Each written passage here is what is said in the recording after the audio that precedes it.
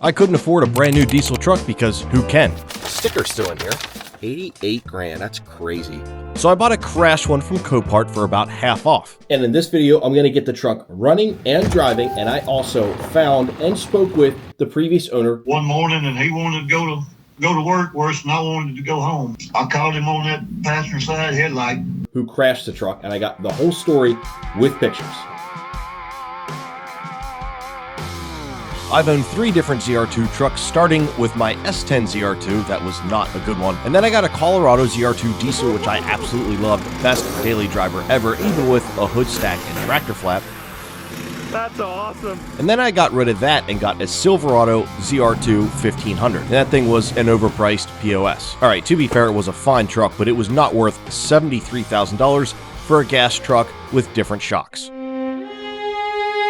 So I went back to a diesel with my 2015 Silverado 2500 Duramax, and I've been loving that truck, but now you can get the 2500 with a Duramax in ZR2 fashion, and that's exactly what I did. So it's gonna pop off here any second. Actually, here it goes. Oh, there it is.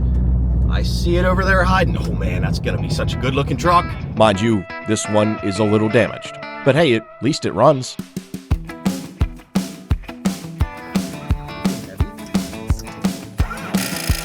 The truck was clearly in a pretty serious front-end crash, and once I got enough juice in the batteries, it fired right up and actually drove around. But it didn't exactly all go smoothly. Oh, you're spitting fluids all over the place.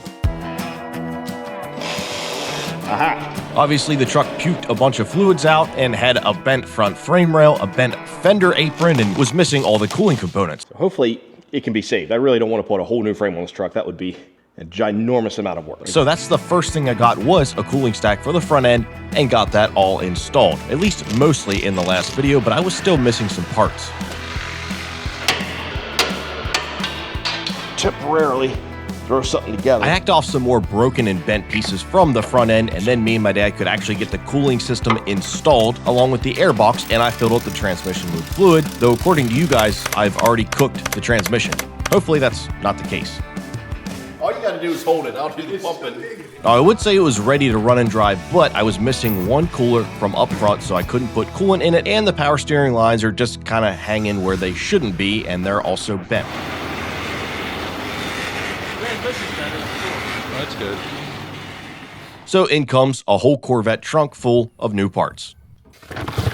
Now I bought a whole bunch of other parts for the truck as well, but all these parts should be all I need to get this thing running and driving with coolant and all the other fluids in it. And hopefully this thing still starts up. I'm not sure if the batteries are shot or not. Luckily the batteries are good, but the noise coming from the engine bay is not. I believe the fan isn't quite sitting in there perfectly with the fan shroud and is hitting something. Speaking of sounds, if you notice this noise here, that was a very expensive camera stand falling over. I wasn't happy.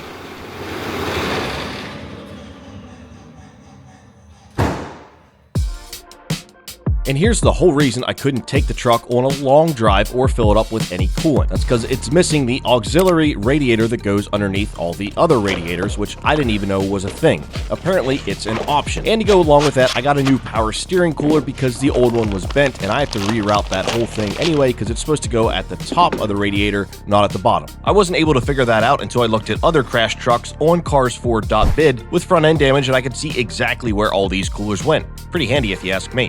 And Cars4.bid is where I bought this truck and all of my other Copart vehicles as well. I've got a discount link in the description box.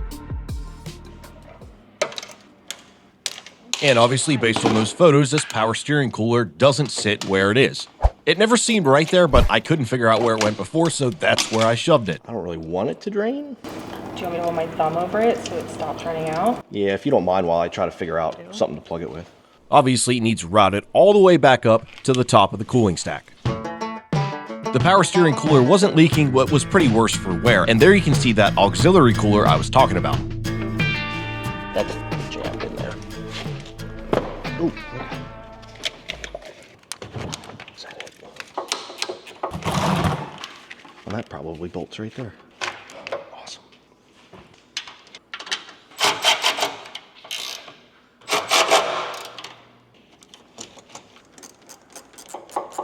With the power steering lines routed the correct way and bolted in correctly, I mounted up the new power steering cooler itself, and then I could move on to the auxiliary radiator that went below the other radiator. I'm still not sure what this is doing. It's very small. While I was messing with the truck, I went through the settings and found that Google was actually signed in with this email address. So of course, what could I do other than email the guy who owned it, or at least I think who owned it.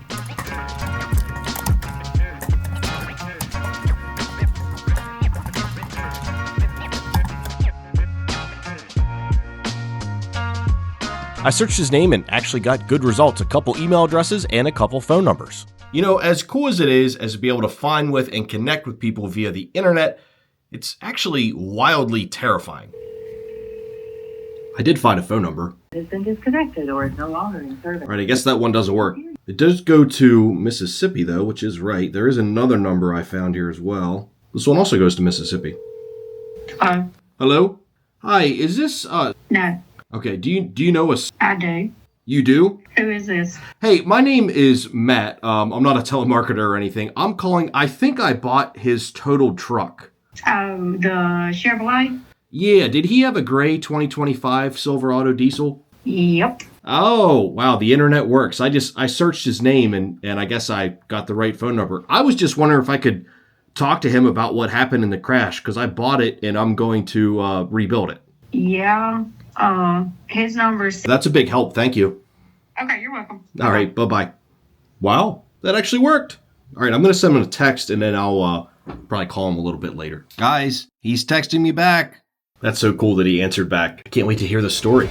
For an insurance company like Progressive to total a 2025 truck, the damage had to be significant, especially since this thing is probably valued around $80,000 used. So what happened to it? Did it hit a tree, a car, a house, a pole? Hopefully the previous owner can fill me in and paint a picture of exactly what went wrong with this truck.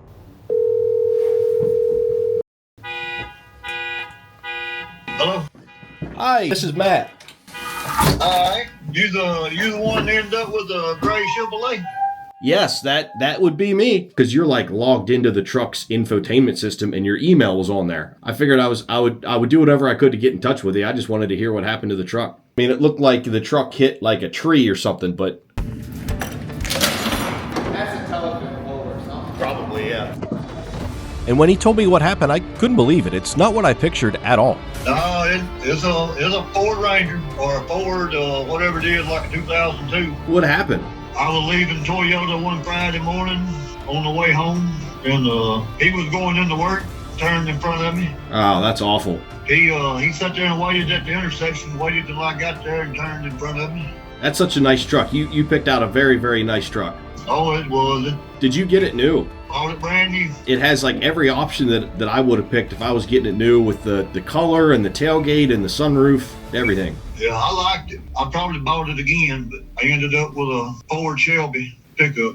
Now, for you travelers out there or gym goers or anyone that uses a bag or carry-on luggage or a full-on suitcase, I've got a real cool sponsor for today's video, which is Bellroy.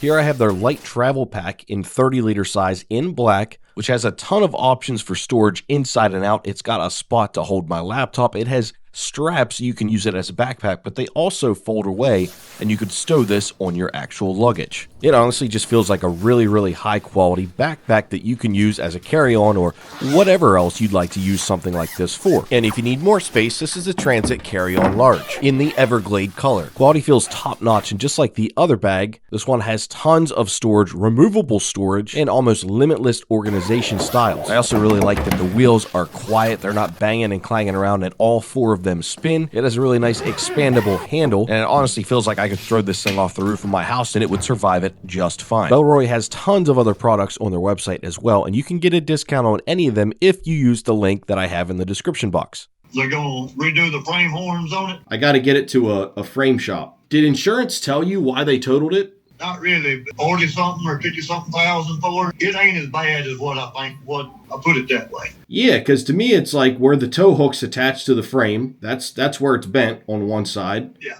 And then underneath the one fender, like the fender apron, is kinked. I don't think it's really bad at all. I hit him probably doing about 50. What part of the truck did you hit? passenger side front headlight. I hit him right there on that point, dead center. He turned in front of me, and I knew I couldn't go right, and I knew I couldn't go left. I was going to be hitting innocent people, so I busted him. Was anybody hurt? No, everything turned out good. Nobody was hurt or nothing. Yeah, big truck hitting a little truck. Yeah, I got pictures of the little truck. I can send you. Yeah, if you have pictures of your truck and the little truck, that'd be awesome. I've done damage on the little truck. Oh, yeah, I'd imagine that truck is way more smashed than yours. Oh, yeah. When was the crash? I think August 16th. Wow. That goes to show you just how long this process takes. The truck was crashed in August and didn't get sold at auction until February. So for 6 months, it sat. That's a shame. I mean, I guess it worked out for me because I got the truck that I wanted to rebuild, but still, that sucks. I wish they had it back. I mean, that ZR2, I mean, it felt as good as a half ton. All right, I appreciate it. So, yeah, hey, I appreciate you. That was a big help. I like to see it when I get redone, so I'll keep up with you. All right, well, you enjoy the rest of your day then. Bye-bye. All right, take it easy. That sucks for Scotty that someone pulled out in front of him. That's not what I expected, but I can't wait for him to send me the pictures. Here's a photo of the truck taken apart, and then here's a photo of the Ford Ranger that it hit. And when you look at the damage to my truck, it actually doesn't look too bad. It is a shame that it used to look like this, though I will bring it back to its former glory soon enough. I mean, I know where it goes, I just don't know if these brackets face up or down. It goes down here. It connects this guy to this guy. Unfortunately, it seems like the cooling stack was actually in the way to install the new auxiliary radiator. So off comes that top support beam and the power steering cooler that we just installed. All right, Hoyt, you see this? This hose? It needs to go on the outside of that. Perfect. And once I figured that out, I got the new cooler installed, or at least snapped into place. It'll be held in with some zip ties for now because it can't be bolted in because I'm still missing other brackets and front end parts. Perfect.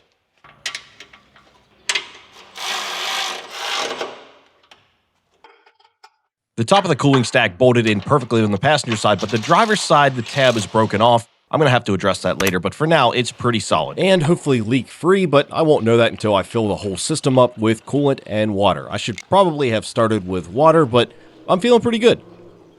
Can't forget about the auxiliary coolant reservoir. Still, again, not sure what any of this does. Let's fire this puppy up.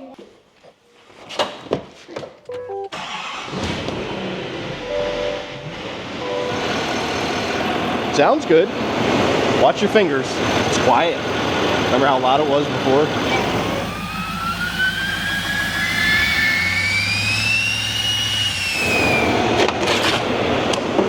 I don't see any leaks. No leaks yet, but of course the system wasn't warm. Thermostat was still closed, so I had to get some heat in the engine, and what's a better way to do that than to take it for a drive? I'm also really curious what this thing drives like, if it's going to be all over the road or not, because I haven't noticed any suspension damage to it whatsoever. In fact, all the wheels and tires are even perfect. I mean, it is quiet, but it's still, like, you can tell it's diesel. All good so far. Shifting fine. Driving straight. One thing I should have done is cut out or remove that airbag, because that was super annoying driving with that. Drives perfect. I wasn't surprised that it drove straight, but it really drove without a single issue. Other than a couple lights on the dash, I need to see what that check engine light is for. It's probably because the map was disconnected. Oh my God.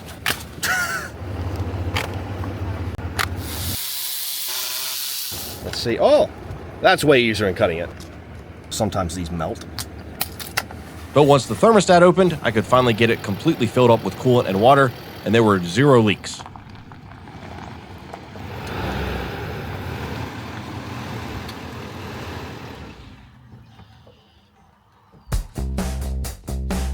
Very excited to have the truck running and driving with almost no issues. It's just a matter of getting the body fitted. But before I can get the body fitted, it's got to go to the frame shop. Or there are a few other options that I'm exploring as well. I'd like you guys' take on it. I've got actually a lot more options that I didn't think of before. GM sells this whole front frame rail section individually, and it's not that expensive. Now, would I be able to install that myself? I'm not sure. That's something I would like you guys' opinion on.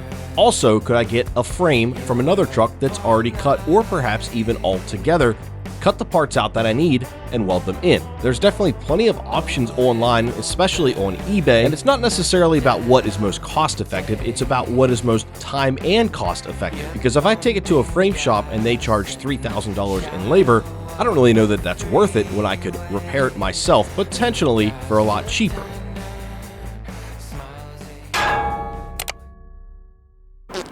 Really?